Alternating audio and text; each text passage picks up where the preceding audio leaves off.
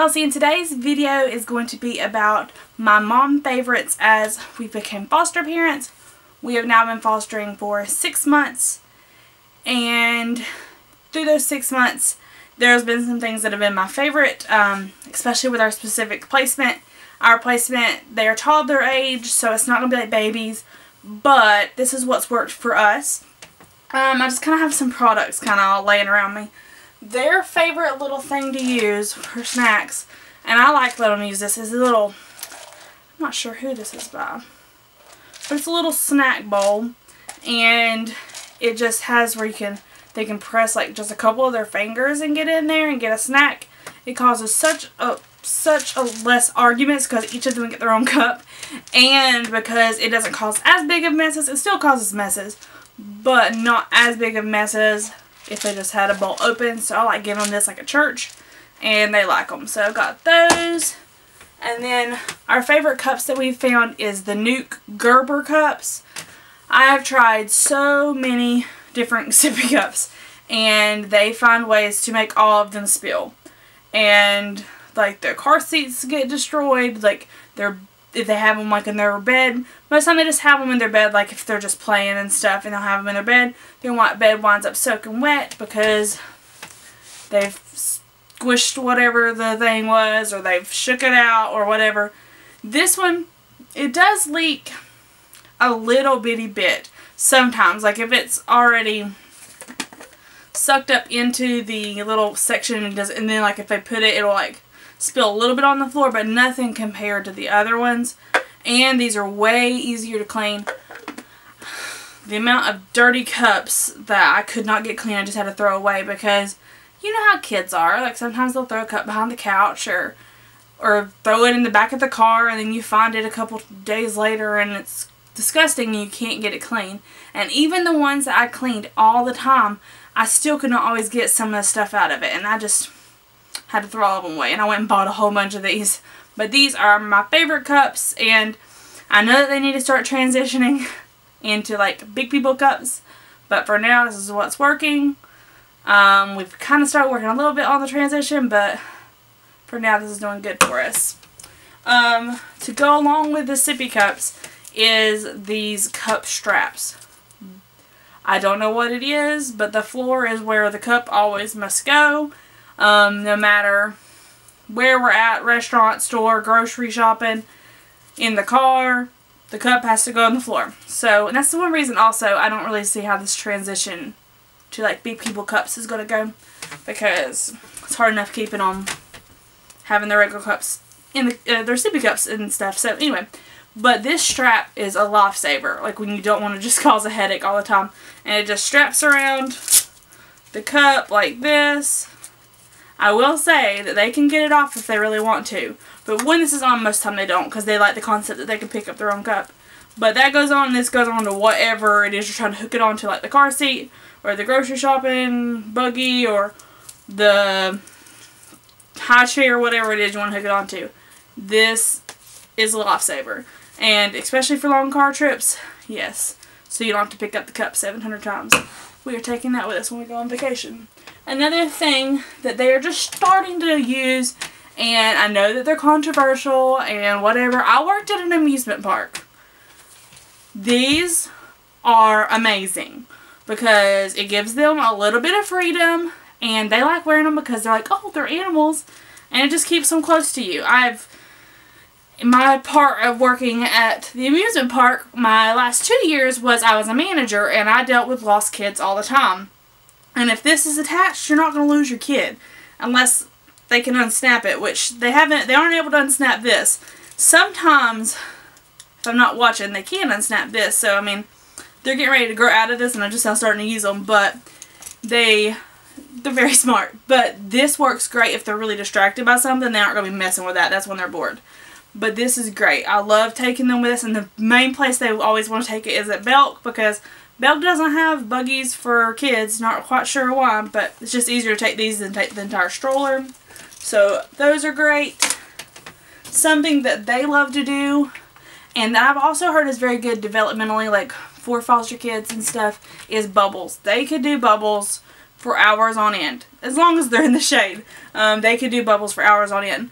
And they don't care for big, little, whatever. If I'm the one blowing them, they'll go chase them. Or if they're the one blowing them, they'll spill them all over the ground and love that as well. So, they love bubbles. And cars and babies, you know, normal stuff that toddlers like. But I would definitely recommend getting bubbles if you are going to be like a toddler foster mom, because it's something that they can find fun. And I've also heard other things if you're adopting, that sometimes bubbles is the first time you can get a smile out of, like, scared toddlers. You know, they're scared. They just got adopted by these random people. They said bubbles are really good to kind of bring joy into the situation.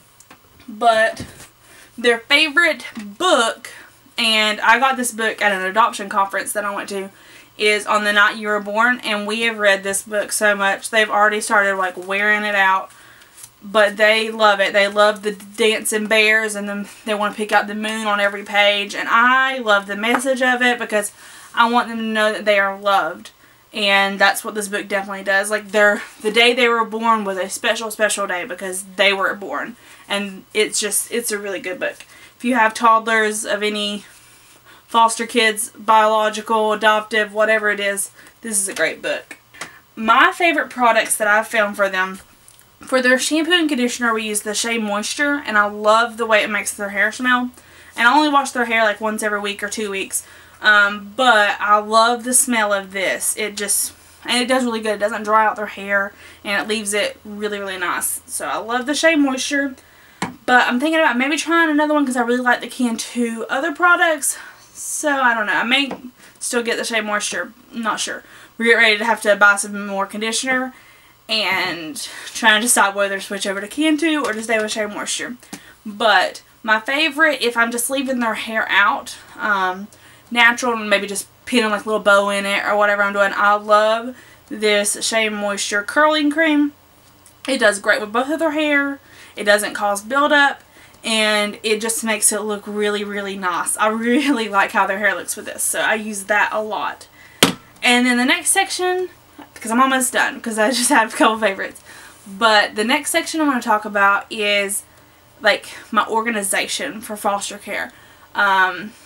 Because there are tons of paperwork coming from all over the place. Psychologists, doctors, random associations here, developmental people here. Like, there are so many papers that you have to keep up with and organize. So, the way I've done it is with a binder system. When they came into care, all we were given the day that we picked them up was a folder each.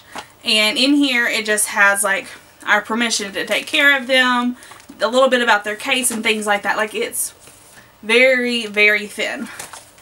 But throughout this process, I've gathered a whole lot more paper. And there's actually paperwork in here that needs to be filed, but for now it's just sitting in that folder. What I've done for each of their areas, I've kind of kept their stuff together. I don't separate it by kid because where they're twins, pretty much most of the stuff needs to stay together anyway, because I'll be going to like a doctor's appointment with both of them together.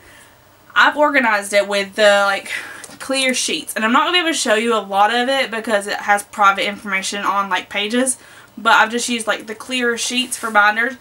And for like their doctor, I have all their doctor stuff from a specific visit in one clear sheet, and then if they go another time and they get more paperwork, I put it in a different clear sheet. Or if it's a developmental meeting and they've given me paperwork, I'll put it in a clear sheet, and the next time the same thing. And like in the front, I have their insurance cards and our permission, like it's another form like, oh, you have permission to take care for them. Like if they need to go to the doctor and things like that. I keep that in the front so that I can grab it, because a lot of times I have to grab insurance cards for random things a lot of time.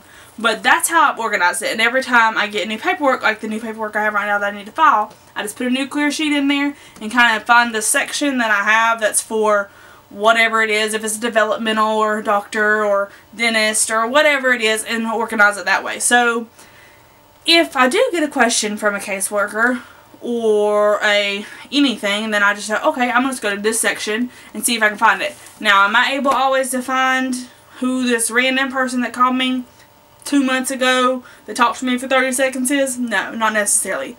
But this is the best way I have found to keep myself organized, and still at the same time I'm not perfect at it, but this is what I really try to use. And I feel like having some sort of system to organize all the paperwork and all the stuff that I've gotten over the last 6 months is very important, because when they first came I didn't have that, and it was just kind of piling up, and I'd find a piece of paper, I'm like, oh man, that's to go with this, you know, just still learning, and that's the system I've found that works the best. So that has been all my favorites for the first 6 months of fostering, and some of them are specific to our foster placement that we have right now, but some of them, a lot of them are stuff that you could use with any toddler age children that are put in your care.